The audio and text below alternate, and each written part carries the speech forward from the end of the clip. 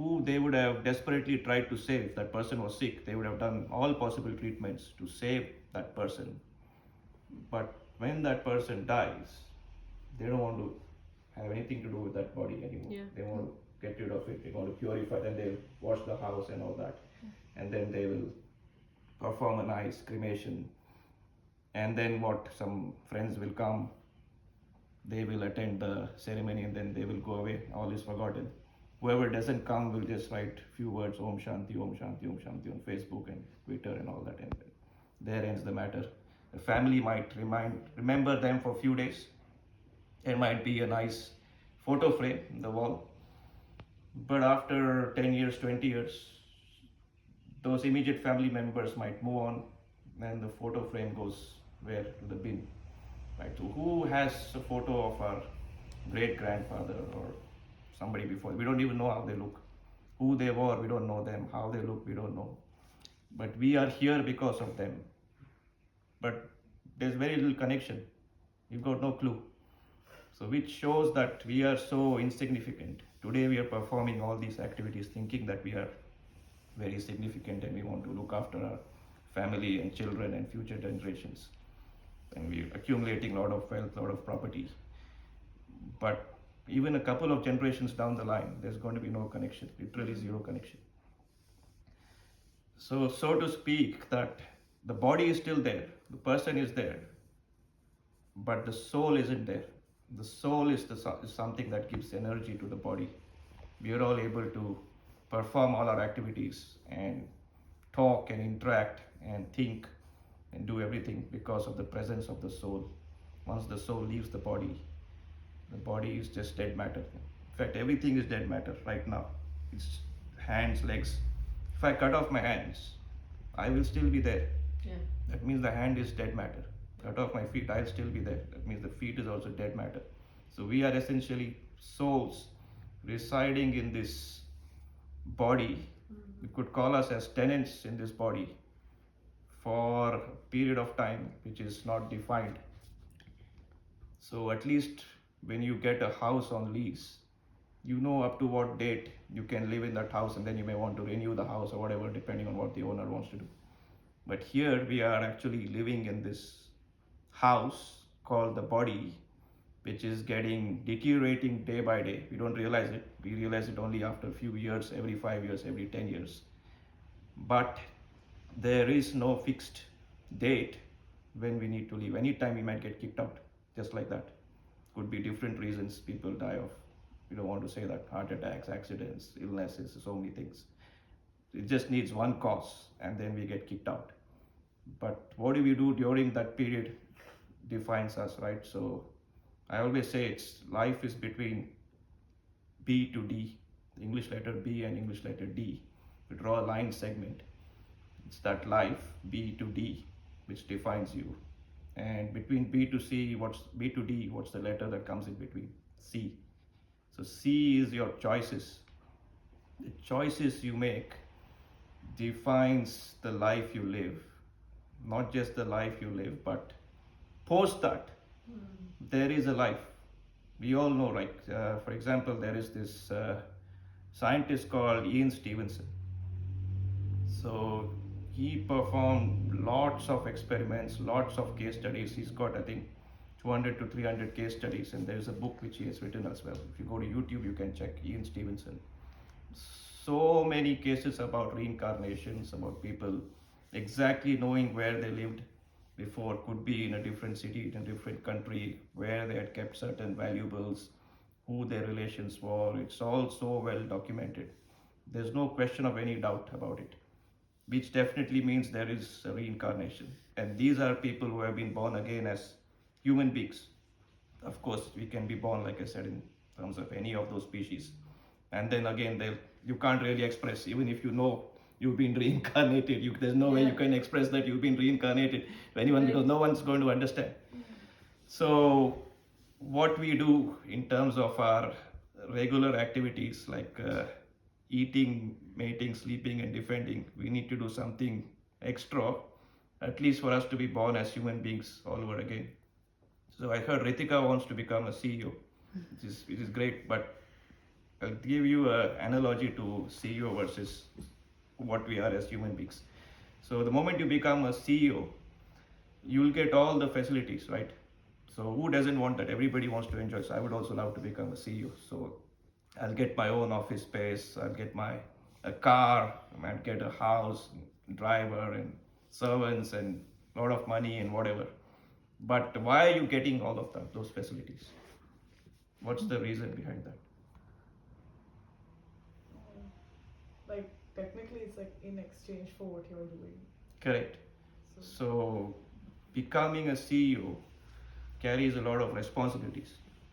The board of directors will expect you to increase the profits or build up your team, build up the business, lead the people, and all that, right? So you're doing a lot more, much more than what the security guard outside does, who doesn't have any facilities and who just manages with the bare basics. So similarly, we as human beings carry this responsibility of doing a lot more, at least something more than what other animals, other living beings around us are doing, so that we can continue to enjoy the facilities that we have today. Otherwise, it can be taken away, right? So if a CEO doesn't perform, he's doing exactly the same thing that the security guard is doing, just coming to office, going and really not caring about what's happening around him or her. Then the director might say, oh, we don't need you anymore. You can go back, you're sacked. So similarly, if we don't do anything extra, there is a high probability that we might again go back to the usual species of life,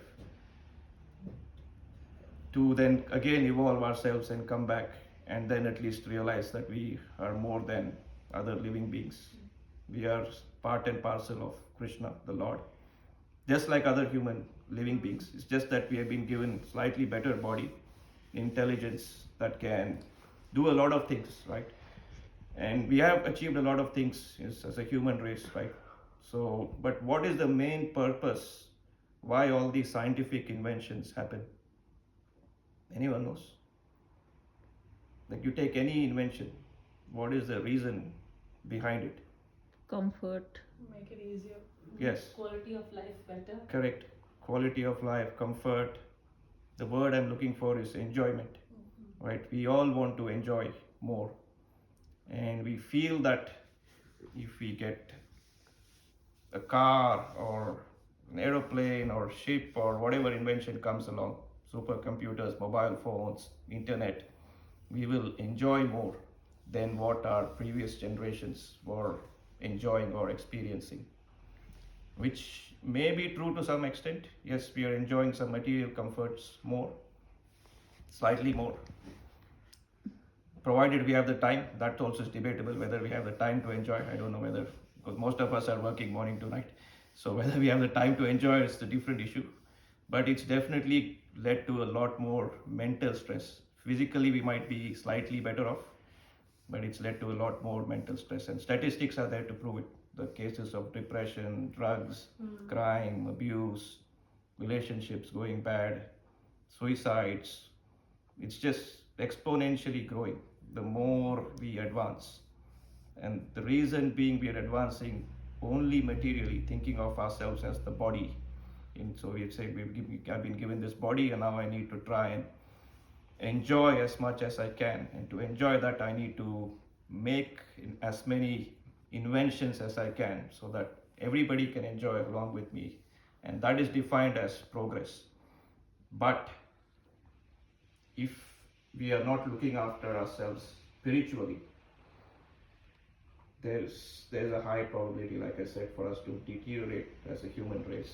And it's all given there in the scriptures, Srimad Bhagavatam and so many other scriptures, right? It clearly states that in future, as we keep advancing, there'll be a time when, and we already see all those conflicts starting to happen. Let's take the example of Donald Trump and Xi Jinping, right? They've got all the comforts, all the wealth, everything, all the power, but they are still very insecure. Right? Every day Donald Trump is tweeting about China, China is tweeting about US, and US is tweeting about UK, So they're all trying to outrace each other in this race, which will lead to a state where ultimately there's going to be a lot of, I don't want to say destruction, but there'll be a lot of conflicts. Although the extreme case is where they're saying that the next fight is going to be about water resources. What that will mean is the land that we're living in, because of the way we have polluted the land, we have abused our resources around us, the land will stop producing enough food grain, enough fruits, enough vegetables. And it will lead to a state where the last stage where there will be cannibalism. So human beings will ultimately, of course, they'll first eat meat, finish off all the animals, and then there'll be a time where they'll start to attack each other. So we don't want to get to that state. We already know the consciousness of people few generations before us, and we know the consciousness of people right now. It's all been well documented in terms of crime rates, consciousness, what they used to do for their lifestyle versus what we are doing. But the extreme case is going to be there. And to avoid that, we don't want to come back to this material world. I don't know what you feel, but I had a tough time giving all my exams, engineering exams, school exams, getting a job, and then all these responsibilities that we have got right now, which we are trying our best to maintain. It's a very, very fine balance. Anything gets upset, even one small medical report that comes, you'll be in big trouble if that's a serious case, right? We've heard of so many families, so many things happening around us, and yet we are so forgetful. Like even if there is a death of a close relative, we might mourn them for few months, but then those memories tend to fade away so easily that we tend to get back into the material world, back to our old habits. Yes. Right? So it's just that forgetfulness, which is a quality which has been there in us since millions of years. So the soul is eternal. It's never born, it never dies. But in all these millions of years, we have come through all these species, I can tell you. So it's not that we have straight away been given this, or you can be a human being, you can be a worm. So we have actually come through all these species to this platform of human life. And we don't now, there's no looking back now. We should always be looking forward in terms of how we go ahead. So there's no harm, of course, in studying hard, wanting to become a CEO, earning a lot of money, right? We should all have these aspirations. Even Gita, Krishna tells Arjuna, go and fight, win the war, enjoy the kingdom. So that's definitely something we all should do. So nobody needs to be taking sannyas and going to the Himalayas or something. But as long as we realize that we are the body and soul put together, we need to do what is necessary for the soul as well, in addition to what we're doing for the body. So there's four basic problems, or four basic problems every living being faces, not just human beings, every living being. So who can say that? You know? Say. Birth, old age, disease, Yes. death. So they say loudly. Oh, I said. So birth, old age, disease, and death are common for all living beings, regardless of whether you're a human being or fish or cat or dog, whatever. Everybody has to go through this process. We feel that we as human beings have a lot of problems, right? We have to do our education, we need to maintain our family, pay off the home loan, whatever else we need to do, take care of our health, take care of our parents and all that, get a job, maintain the job and all that. But that's just a tiny problem compared to the real problem of birth, old age, disease and death, because birth itself is a very, very, very painful experience. It has been scientifically proven that the fetus in a human body actually struggles in those 9 months. It's like upside down. There's all these digestive juices and acids coming from the mother's body to it. It's in this crouched position for 9 months.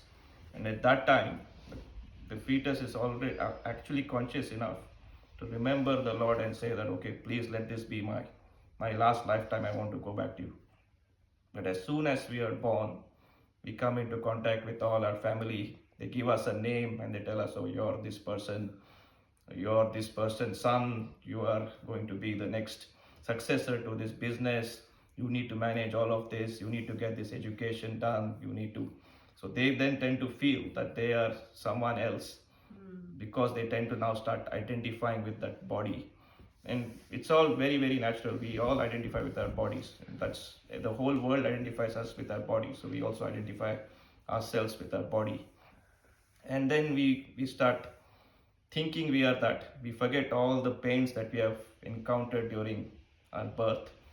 And then we grow up, we get into, there's all kinds of diseases. Like if we grow up, there's all those growing diseases that people have in different. Obviously, now that we have developed as a country, we don't have all those things that we used to have, polio and TB and all that. But there are kids who have serious diseases, serious heart disorders, liver disorders, lung damage. So we are very fortunate to grow up normally.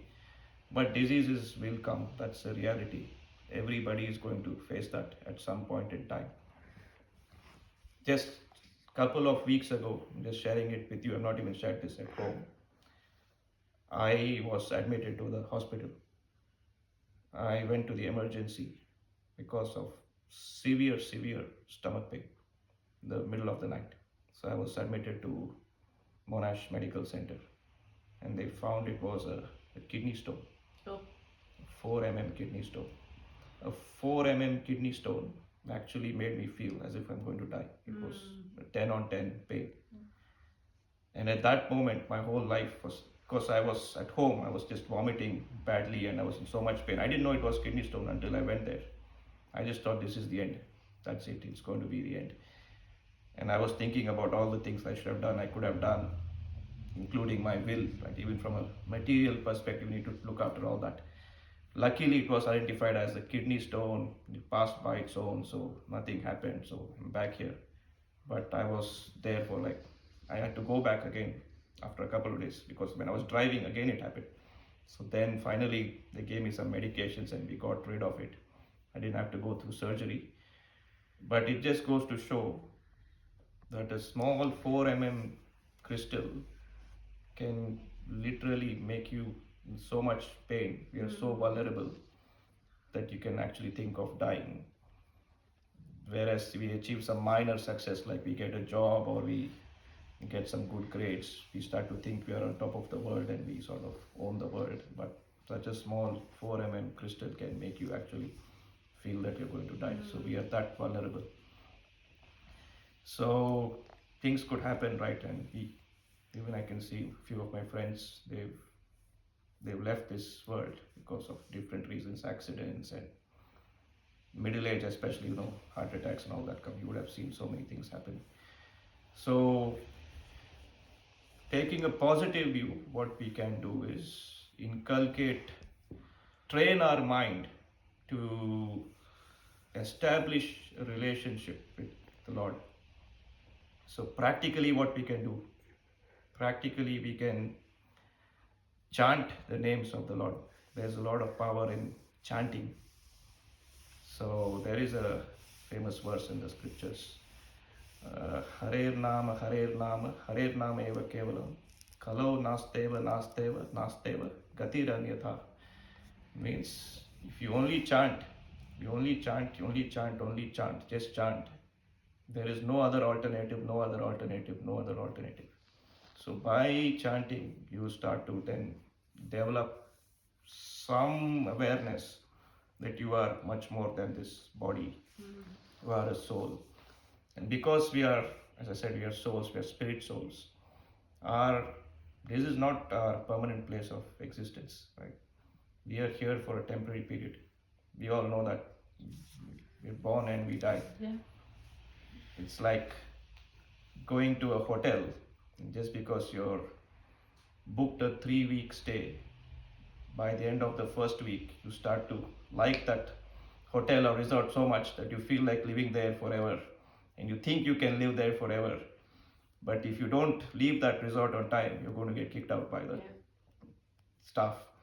So this is what happens to us. We tend to get so much attached to our body and everything around us that eventually one day we do get kicked out. And we are in a process where we usually want to enjoy. It's a normal tendency, and that's why we are here. So there was a question, why are we here? Why are we not in the spiritual world if we are spirits?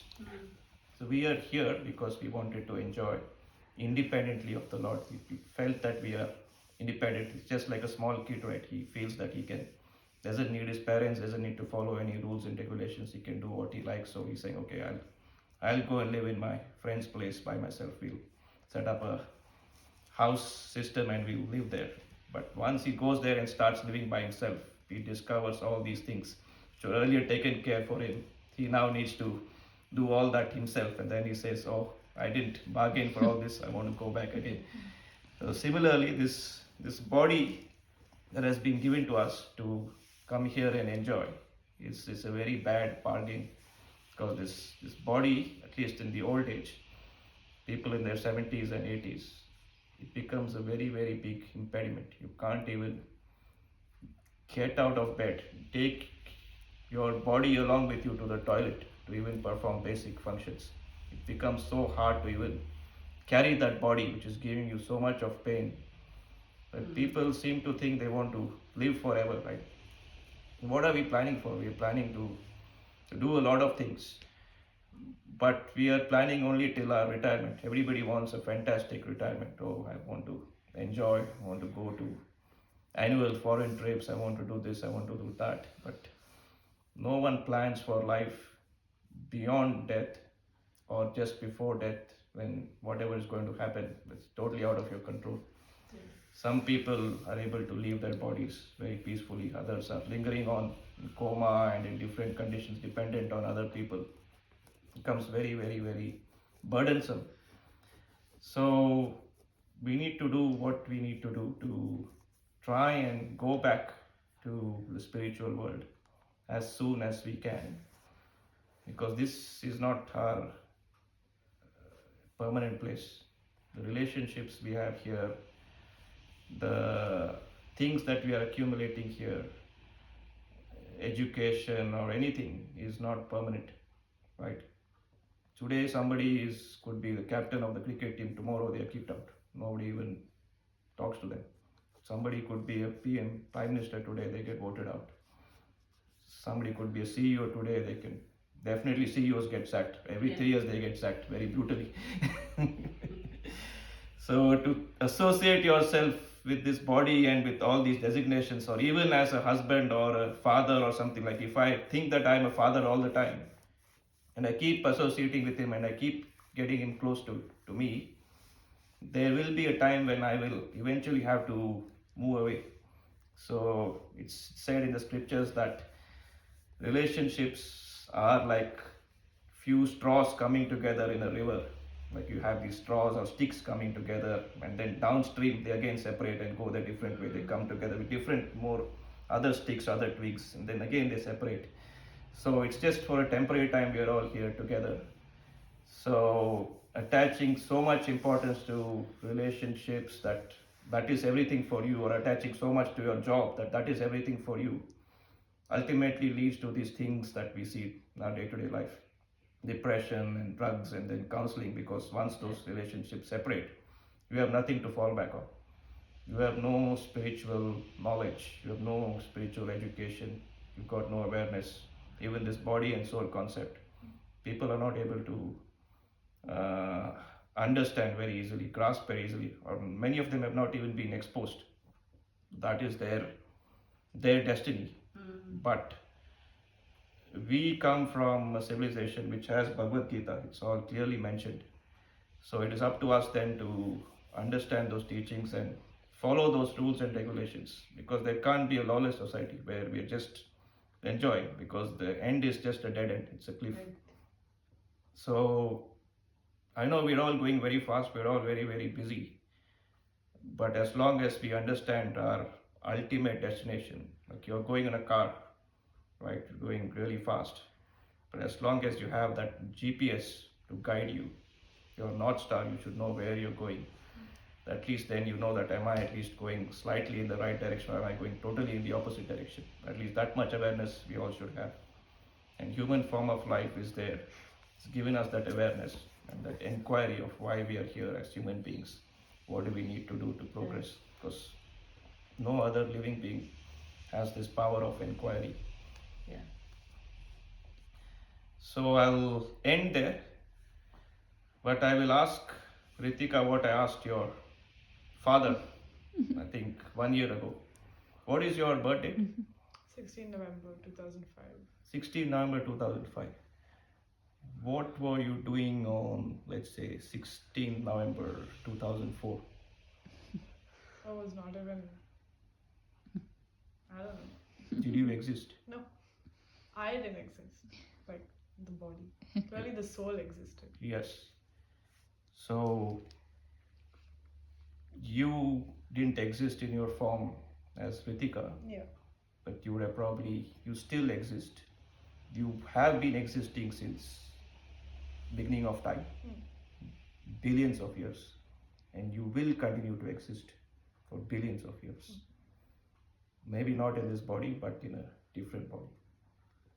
So that's the mistake we make, that we think that we never existed. We've just come all of a sudden out of random, like somebody drawing a lottery card in heaven and saying, oh, you're Ritika, you can do this. Somebody else drawing a lottery card, hey, you're Sachin Tendulkar. You exist and then you go away, you vanish, and then there's nothing, no trace of you. Yeah.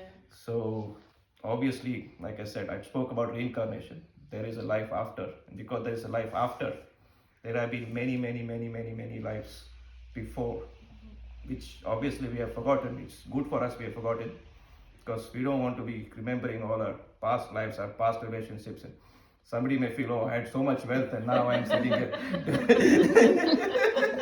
finding a job. No one listens to me. I know I was the CEO of this company, but no one listens to me. I can't prove it. Or before that, they were something else and I faced a violent death, and who wants to remember all that? So God has given us this forgetfulness purposely to erase what we had before, but that doesn't mean we completely forget our relationship with the Lord. That relationship still continues to exist, right? So we have horizontal relationships between ourselves, our friends, our family, our relatives, and all that. But all of us also need to develop those vertical relationships, because that relationship that you develop with the Lord is unique. It's unique only between you and Him. Nobody else can duplicate that same relationship and that same reciprocation, right? So He is our eternal Father. So you need to then develop that relationship yourself. Like they say, everybody needs to fly their own plane. Just because your mother or father might be doing a lot of puja or activities doesn't mean that you also automatically can fit into that plane and go with them. So we all need to start developing those relationships individually. So yeah, I think I will stop here before